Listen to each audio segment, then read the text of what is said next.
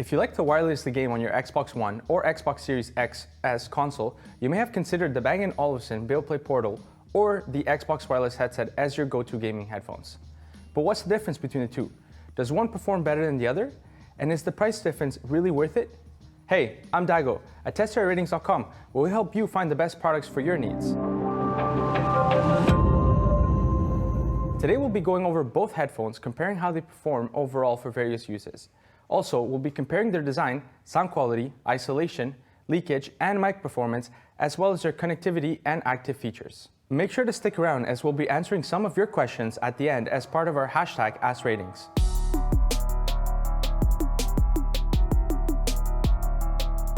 The Bang & Olufsen come with a USB-C to USB-A audio and charging cable. They also come with a 1/8 TRRS cable if you prefer an analog connection while gaming.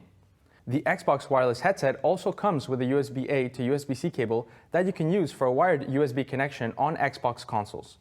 The Bang & Olufsen's have a sleek premium look with a metallic accent on each ear cup. The manufacturer's engraved logo is displayed center stage, and they come in 3 different colors to better suit your style: black, gray, and navy. In contrast, the Xbox have a gamer-oriented look. They have a black plastic frame and a circular neon green accent on the edges of the ear cups that's similar to the Xbox design language. While their boom mic does not retract or detach for a more casual look, you can wrap it around the ear cup when you are not using it. Both headphones have a comfortable and well-padded fit that shouldn't feel too fatiguing if you are gaming for several hours at a time. The B&Os are a little lighter, but the ear cups may not be flush to your head, especially if you have glasses or thick hair. They can also creak when you're moving your head. In contrast, the Xbox ear cups do not have any range of motion, which may be a problem if you have a large head or ears. The B&O and Xbox differ in their breathability performance. The B&O's ear cups do not trap a lot of heat around your ears, so you should stay relatively cool while you game. However, the Xbox ear cups don't allow for as much airflow as the B&Os, so you may sweat a little bit more when wearing them for long gaming marathons.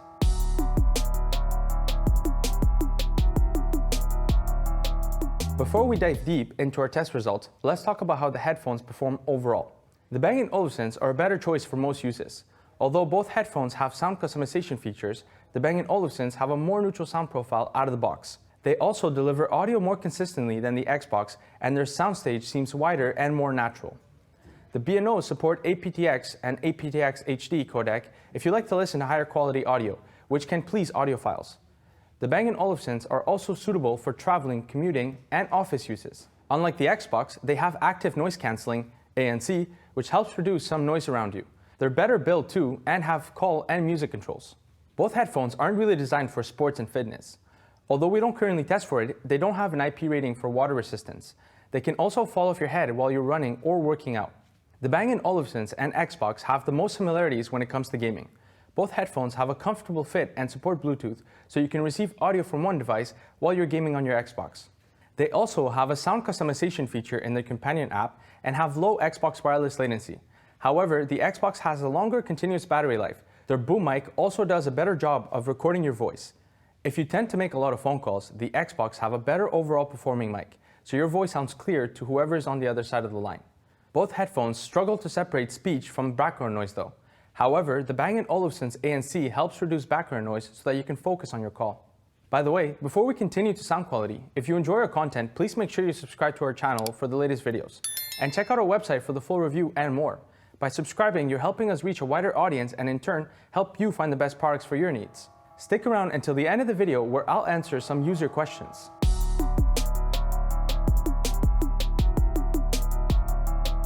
Now let's dig more into detail with our test results. The Bang & Olufsen's have a somewhat warm sound profile that lacks a bit in the low bass but delivers a bit of extra boom. Vocals and lead instruments also sound a bit harsh and honky. If you really like a thumpy, boomy sound, the Xbox has an intense bass by default, which can help emphasize sound effects in your gameplay. However, some users may find this very overwhelming.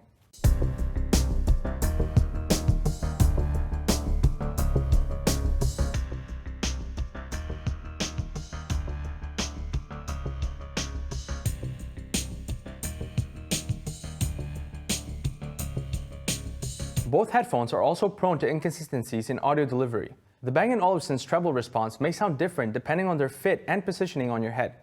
The Xbox are very prone to inconsistent audio delivery too, so it is important to take time to ensure the headphones fit correctly.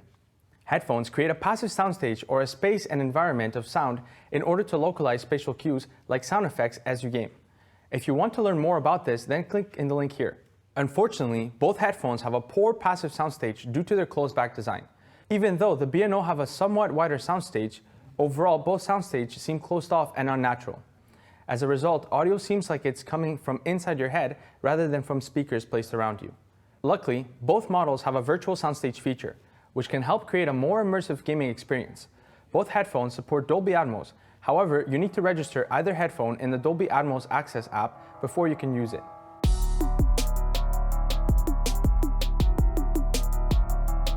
If you like to listen to audio in a noisy environment, you'll want to know how well your headphones isolate you from background noise. Unlike many gaming headphones, the B&Os have active noise cancelling, which are more commonly found in casual use headphones. The Xbox don't have active noise cancelling at all and rely on their passive ability to reduce noise.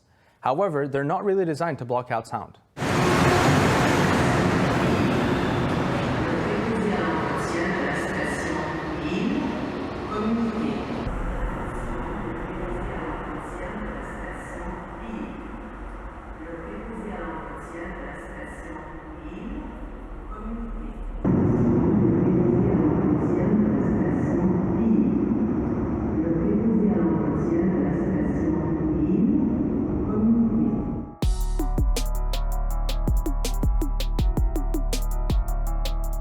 As you may have already noticed, the B&Os don't have a boom mic. Instead, they use what the brand calls a virtual boom arm, which are an array of integrated microphones. The Xbox uses a common boom mic. How close the mic is to your mouth can impact the mic's overall performance, and you can hear the difference in the mic recording quality and noise handling. Luckily, both headphones have mic controls in their companion app that can help you get the best mic performance possible. This is a Ratings.com microphone test. This recording was made with a microphone of the headphones, while placed on our dummy head, with my voice being played through the dummy head's mouth, and noise being played through a speaker about 1 meter away. This is a Ratings.com microphone test. This is for you to see if you could hear me in a noisy environment.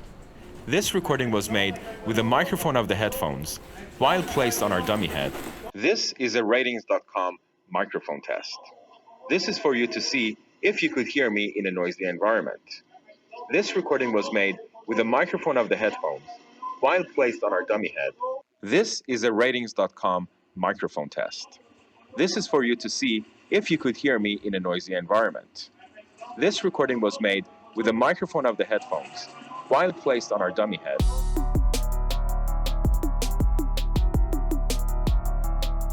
The B&Os are packed full of features. They have great Bluetooth support, and you can connect them up to 2 devices at a time, so you can easily switch between your smartphone and laptop while staying connected to your Xbox console.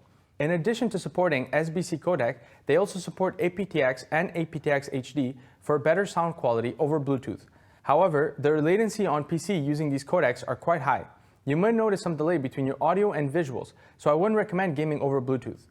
Their iOS and Android latency is much lower though, which is ideal for streaming videos.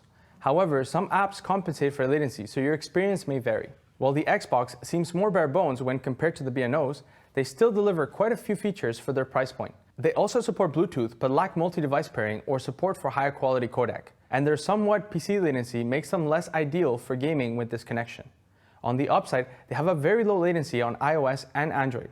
Turning to battery life, the Xbox have an edge over the Bang & Olufsen's. They offer roughly 19.1 hours of continuous playback time. Although they take over 3 hours to charge, you can still receive audio while they're charging.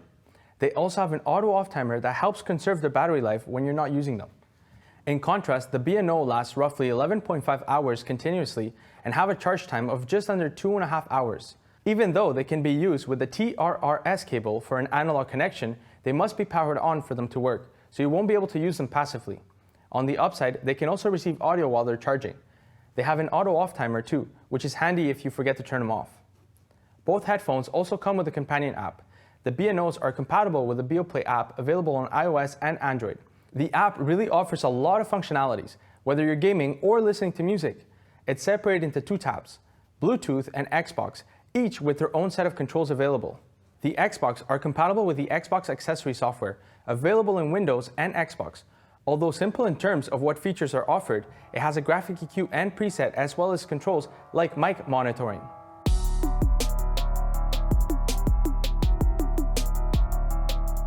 The Bang & Olufsen and the Xbox occupy different spots in the gaming market and will ultimately please different fans. The Bang & Olufsen provides a premium gaming experience wrapped with a sleek and stylish design. Thanks to their versatile performance, they can easily transition to a casual use, whether you're at the office or at home. Even though their ANC doesn't perform as well as heavy hitters like the Bose QC35-2s or Sony XM4s, this feature can be a nice addition if you're gaming or listening to audio in a noisy environment. Since they support codecs like aptX HD, you can also wirelessly stream higher quality audio. If you're looking for a dedicated gaming headphone that won't see the outside of your home, the Xbox have you covered. Although they lack a high-end look and feel, their gamer-centric design shines through. Their boom mic has a great recording quality, they have low wireless latency, and they offer over 19 hours of continuous playback time. These features make the headphone a solid choice for gaming on your Xbox console.